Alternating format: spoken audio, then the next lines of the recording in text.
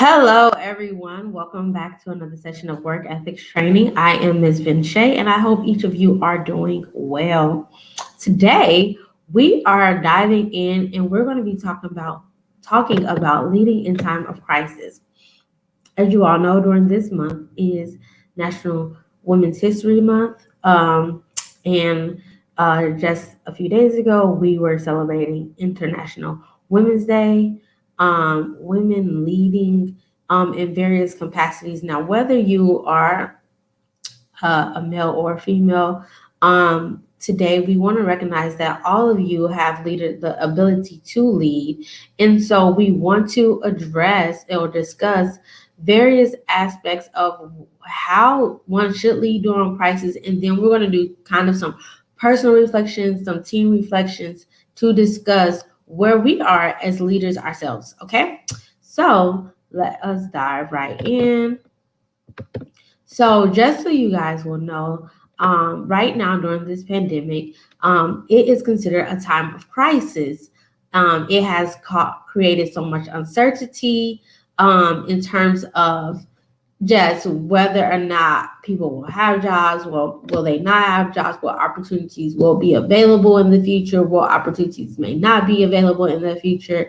And so during this time of crisis, it causes for many people to shift their perspective around being prepared and ready for changes that may occur in our society, especially when things are changing so rapidly, right? So we are making like a drastic shift almost from not utilizing paper money and coins to almost a huge shift to debit and credit card usage mainly, or uh, financial apps and services to exchange money, right? So like Google Pay, Apple Pay, all those things, right? That for a lot of people, that was a rapid change for them, especially if they were a person who were typically carrying cash only. And so some people with this change, and it came with much hardship and difficulty, which produced some forms of envy, jealousy, selfishness, and other dynamics.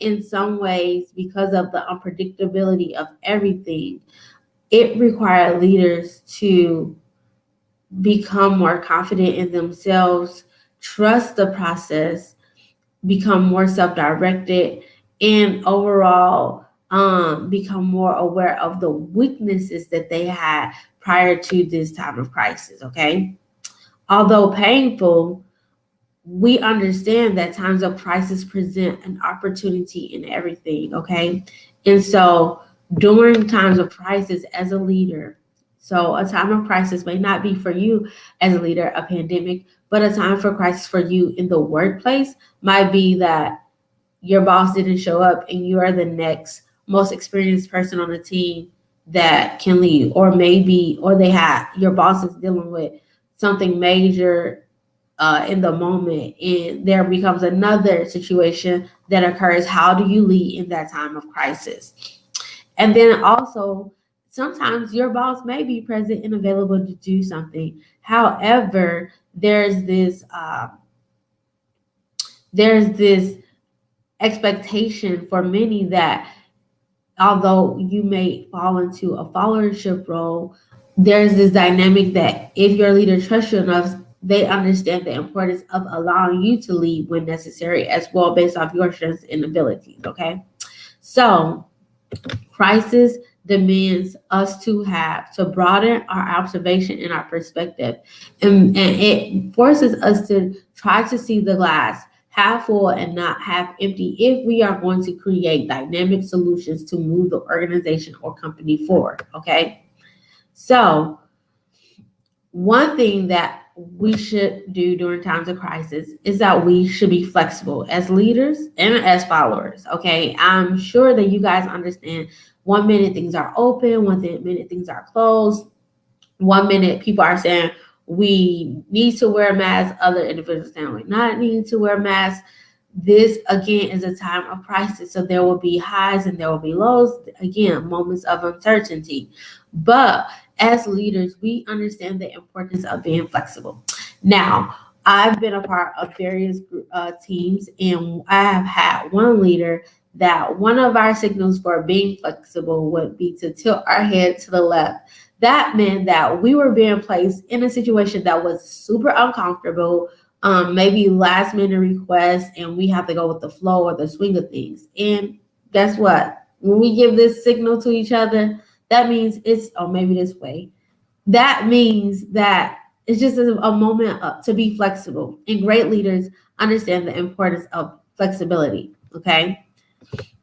And understanding flexibility within the restrictions or the stipulations that may have been placed upon your role or whatever the case may be. So I'll give you an example.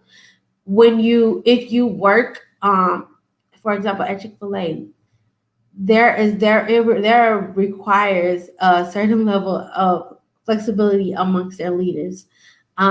They have directors at their facility, and those directors have to be flexible enough to do every single job possible. So they might be the cook, they might be on fries, they might be on cash register, they might be on lobby, they might be working the drive-through. They might have to take out trash and be on the cleanup committee. Again, leaders understand the importance of being flexible because for many of us as observers, Chick-fil-A is always almost in a time of crisis with their long lines, and the need to get people through the drive-through rapidly. Right now, they're closing in person, so not only get people through the drive-through rapidly, but also get people out of curbside pick up quickly, right? And so again, leaders understand the importance of being flexible, operating in an environment of uncertainty means that this opportunity for us to increase our momentum, not for us to, lose our creativity. It's often a time for us to re-strategize and recenter ourselves on what is possible in the going forward, okay? And so we also understand the importance of bringing our passion to our pursuits as leaders.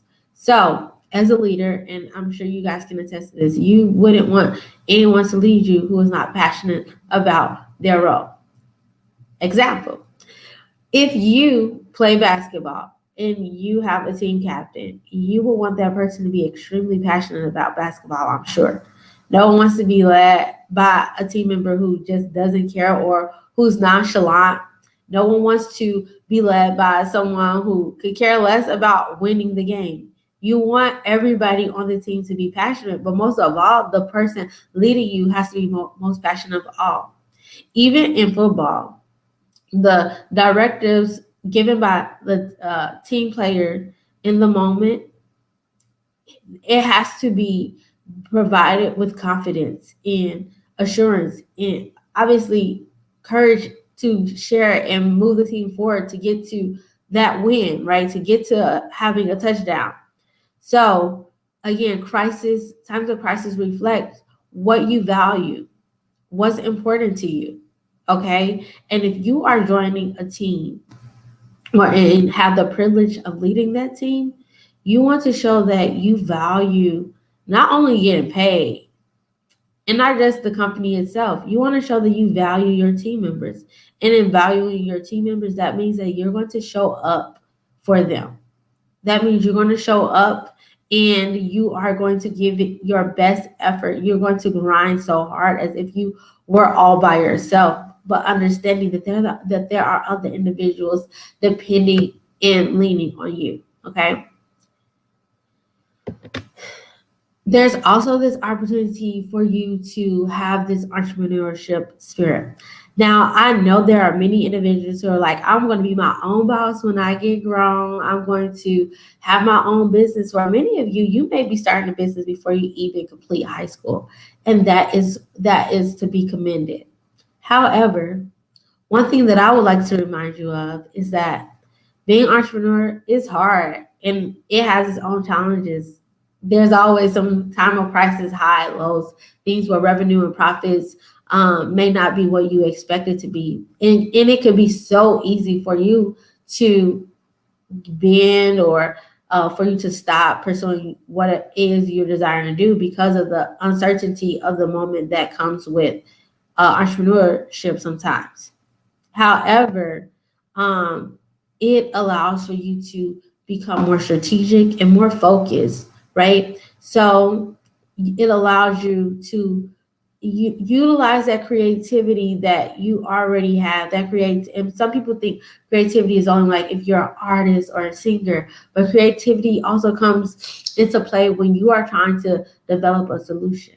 Okay, if we would not have the internet, we wouldn't have TikTok, Instagram, all these creative social media platforms. If someone on the team didn't take initiative to utilize their entrepreneurial spirit to move the organization forward and create these awesome platforms. And guess what? They were created out of times of crisis when other competitors were doing something better than them, right? When other people were when other people may have been gaining momentum, but they needed to switch or pivot their idea or strategy. Okay, so it is important that we utilize that entrepreneurial spirit when we realize that there's a time to evolve. And as young people, you are constantly evolving. We're constantly developing. And as we get older, or as we become older, we will always continue to grow and mature and develop, even all the way until we transition into becoming senior citizens and more elderly and aged individuals. Okay.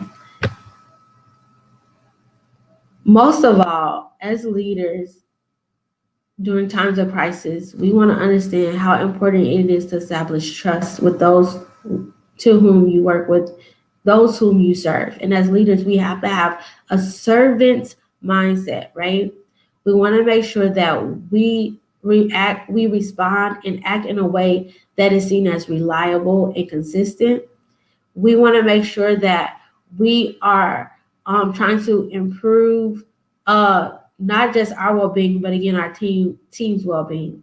And we want to make sure that we establish respect amongst our colleagues. We want to understand that it's not just about us having power, because oftentimes being a leader for some individuals, it is about power, and there is a constant power struggle with themselves and their teammates. But that's not what we're about. We're about making sure that we know how to delegate properly. We understand how to not necessarily put our rank above everyone else, but understand this team dynamic, and that we operate as a group as a whole, and it's not just one person. Okay. Now, moving forward, we understand crisis, and now we are going to do some group work. Okay. We are going to, I want you all right now, well, sorry, not group work, individual work. So this is kind of a time to reflect individually, and then we'll move to our groups, okay? So I want you to identify for yourself, what do you think makes a good leader, okay? Is it, you tell me based off some things we've shared about crisis management, because oftentimes before the pandemic, most people didn't see people leading in times of crisis. They just figured, oh, it's just a problem. But it shouldn't have to take a national pandemic for us to realize that we should always have a mindset that if something crazy should occur or something unexpected happens, we should know how to respond. So, what qualities do you think make up a good leader? And I will give you guys time to share. You'll have about 30 seconds to share. So you may share at this time.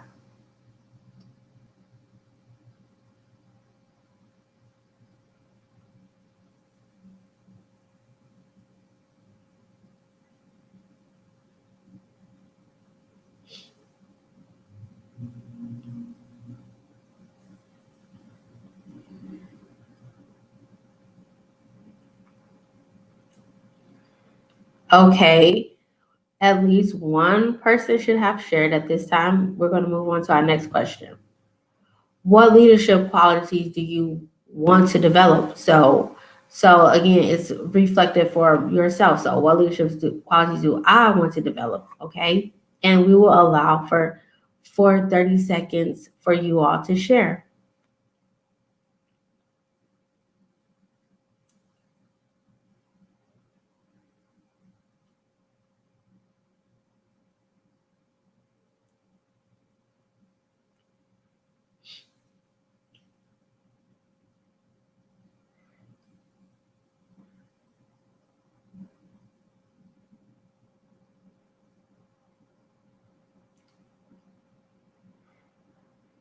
Okay, so we should have had time for at least one person to share. Again, if there's an adult in the room, feel free to pause this if the discussion is really going great.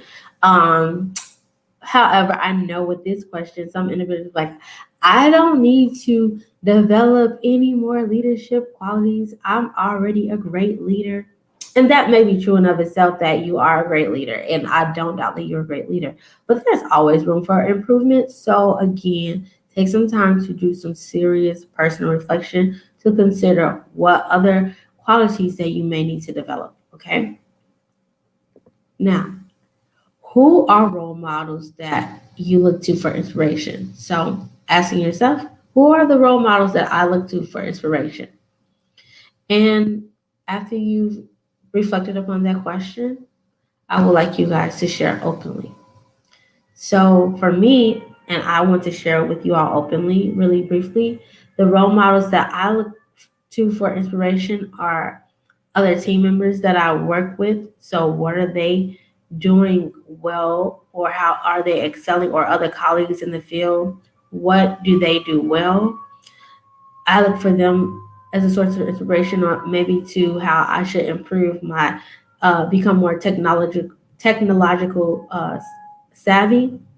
Um, I also look to women who are leading major Fortune 100 companies.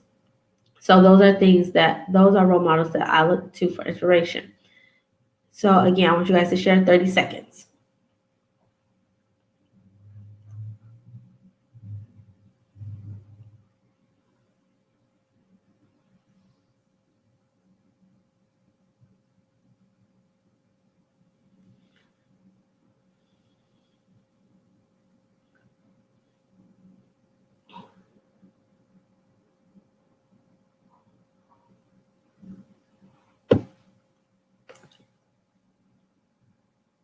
Okay.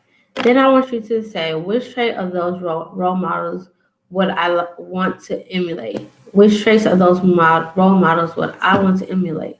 Okay. Again, maybe it's how kind or caring, or how they lead fearlessly, or how they are courageous. You share again. 30 seconds, go.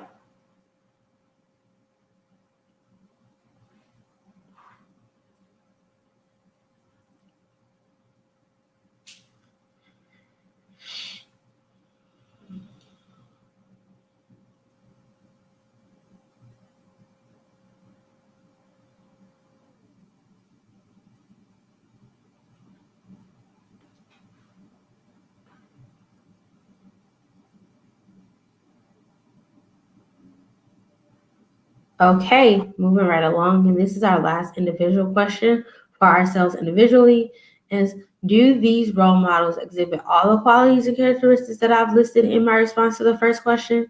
So again, do these leadership, in the beginning we said what qualities make a good leader, and that was the first response that we made. Now we're evaluating those who we've selected to be role models, or we envision them as a role model.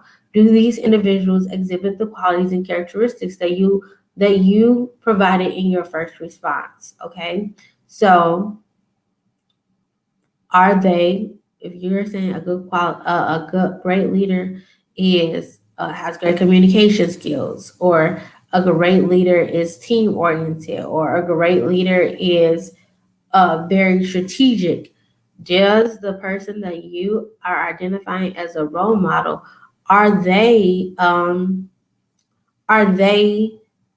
really making up these qualities? Okay.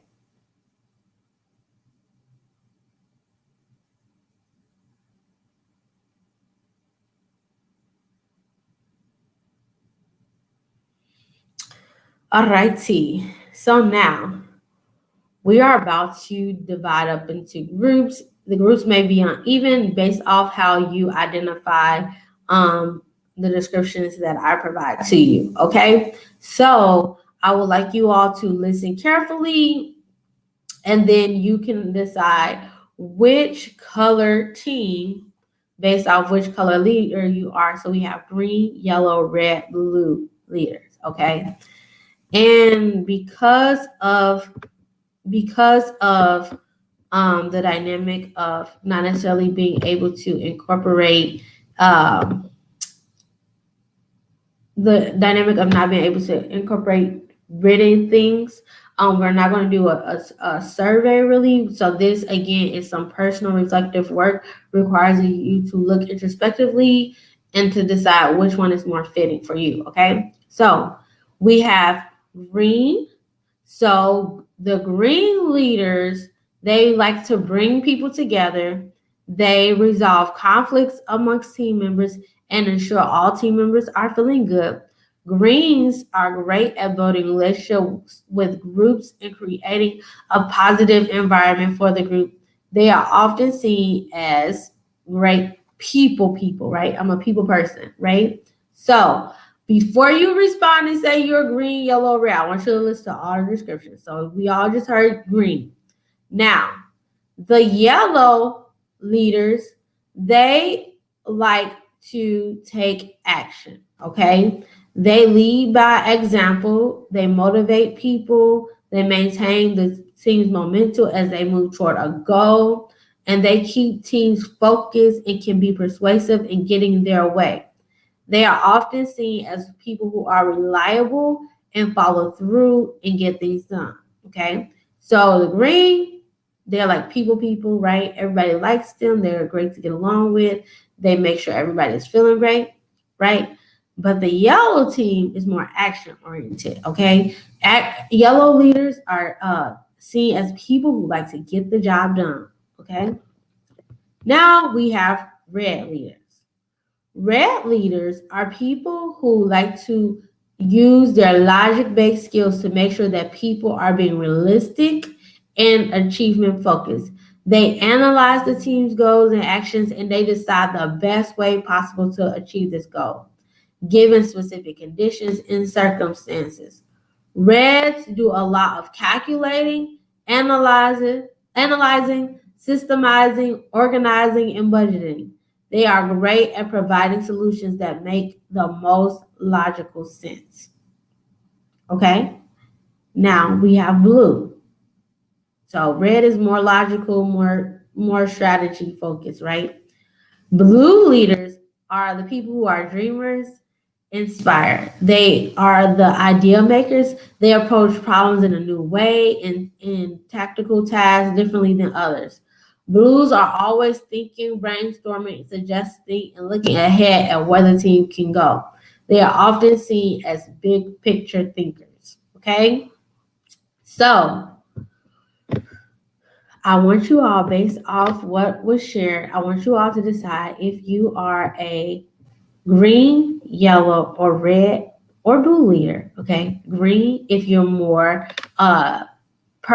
personality related to people. You are, you're a people person. That's how you lead. Everybody likes to be around you. Maybe you're a yellow person. You are very action focused. You're like, let's get this job done. Let's reach our goal. Maybe you are red. You're very calculated in leading, right? You just don't do anything all willy-nilly. You're very strategic. You dot every I, you get the numbers straight, whatever the case may be. And then blue, you're creative, right? You're inspirational. You always looking into the future, brainstorming and different things of that nature. I want you to identify which team you are a part of, okay? Now that we have done that, I want you guys to be amongst your team. You're gonna answer a few questions, okay? So the first question is, what are the greatest strengths and advantages of our teams, of our leadership style? Okay. Based off how you identify green, yellow, red, or blue, based off your team, what do you guys see as your greatest strengths and advantages of the leadership style that you have? Okay. So identifying your strengths. Okay. So I'll give you 1 second really briefly because we have a few questions to get through. And I want you guys to talk about the strengths. We're not going to focus on the weaknesses because we're going to get there later, okay? Now,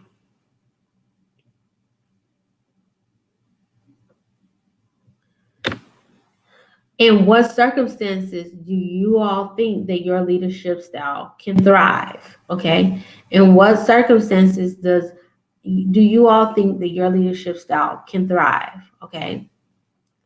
So do you all lead well when you're in crisis, or do you all lead well when you're not in crisis? Or do you lead well, let's say example, if you're on blue, do you lead well when you are allowed to be creative? In what circumstances are you able to lead and thrive at the same time, okay? The next question. What group roles are we best suited for? So thinking about your leadership style based off what was shared in the descriptions of the green people being people persons, the yellow being more action oriented, and the red being more strategic, and blue being more creative. So let's just think about a job we might have now. Let's think about we work at McDonald's, right? So people who maybe, and it may not seem like that to you, but if you're a person, you may be a great leader for the cashier or the front line of the cashier register, right? If you are a strategic person, like you like plan things out, strategic, you might be a great supervisor, making sure, okay, all these orders getting out on time. Okay, you need to be here, scheduling, great supervisor or team lead, right? If you are a creative person, maybe you want to work in like the desserts and creating like the how to make flurries or different things of that nature and making them look pretty, or maybe like making sure the burger is precise in your design, that because you have that kind of, even though it's a very simple process, you can, use your creativity sometimes, especially for those who desire to become work in the culinary field. Okay. So think about that question. Then I want you also to think about how do we think that the other people, how can we work with those people? Okay, how can we work with the red, blue, and green team if we are yellow? Okay, how do we work well with those people? How can we work all together? Okay, then I want you guys to discuss what the challenges and disadvantage of your leadership style might be. Lastly, in what ways might our approach to leadership be a challenge for people with other styles of leadership? Okay. What ways might your approach be challenging for those people? Okay. So if you are creative, you might get frustrated with people who are too overcalculated. Or if you're a calculated person, you might not want to work with blue people sometimes because they could be too free spirit, or their process isn't like your process, so it can be frustrating to work with those people. And I want you guys to be honest with yourselves and realizing that. Okay. Lastly, when there is a conflict amongst team members, how would you advise others to approach people with your leadership style? Okay, so how should people deal with you all as leaders? Okay, if I am a yellow person, if I'm a people person, how should somebody handle me? Oh, how should they approach me to make sure they get that the best person shows up for them when they ask a question or ask me to get something done, or want my team members to get something done? How should they approach me? I would say they should approach me nicely. Obviously, they should approach me, in a direct manner and not be subtle or be direct in their communication. I can't have, directions coming here, there, and everywhere. I need things to be clear, right? And oftentimes I'm a people person, so I tend to get frustrated when people are not clear in their communication with me. Let me know if something makes you uncomfortable because I can't read minds, right? So that's just to put that out there. And we're basically at a time boundary, but one last question that I want you guys to consider is how can we integrate the different leadership styles into one team dynamic? Again, that goes back to kind of like our other question, but how can we all work together and think giving our leadership styles to create a dynamic team, especially in times of crisis. All right. So I thank you all for your time. Until next time, continue to be safe and be well. Have a great one.